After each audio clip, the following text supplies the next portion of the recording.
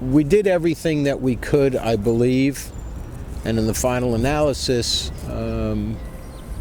I would consider this legal extortion. I'm standing in front of 8 West 13th Street. It is an ordinary building with an extraordinary story.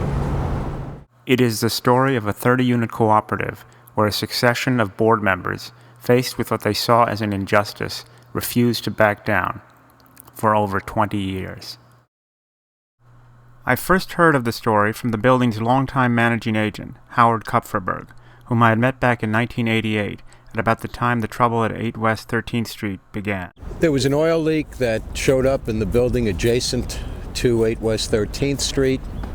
The Department of Environmental Conservation became involved. This was in 1988, October. And for the next 20 years on and off, we were battling with them because we contended that this oil was not ours, because the grade of oil that was found was never used in our building.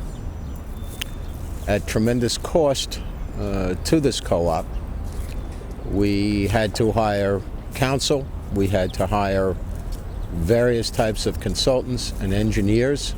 The Department of Environmental Conservation wanted to be reimbursed for the costs that they allocated over that time period to clean up the oil. In the end, we settled for $150,000, which was paid to New York State in December of 2009, which was a far cry from the original amount of $360,000 that they claimed we owed them. As he showed me where the oil spill had been, Kupferberg added that, with expenses, the total cost of the 20-year battle came close to $350,000. That's just about the same amount the state had fined the building in 1988. In the end, did the long battle really make any sense? To find an answer, I sought out professional guidance. I talked with Mark Hankin, a co-op attorney who had nothing to do with the case, and thus had no axe to grind.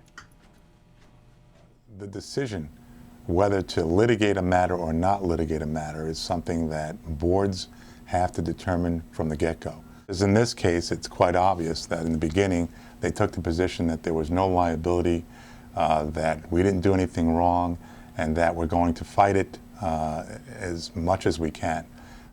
Being not responsible doesn't mean that you're not going to pay in the end, because you're going to pay somebody, albeit my firm, okay, or a fine in the end, or some kind of compromise in order to avoid some other serious development. Look what happened in this case. At one point, the fines and the penalties went up to $375,000. Yes, the result was good.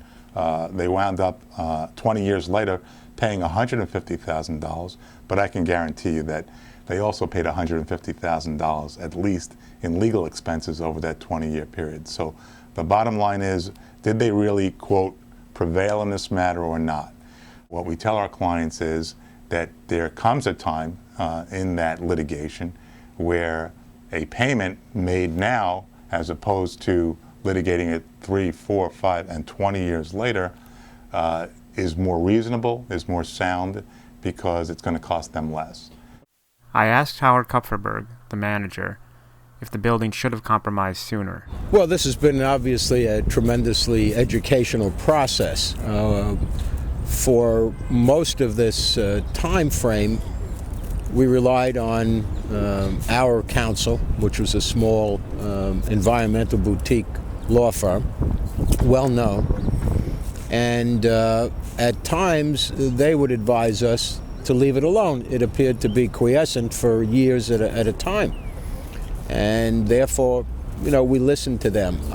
If I had to do it all over again with the knowledge I gained, I would have been much more aggressive in resolving this much sooner.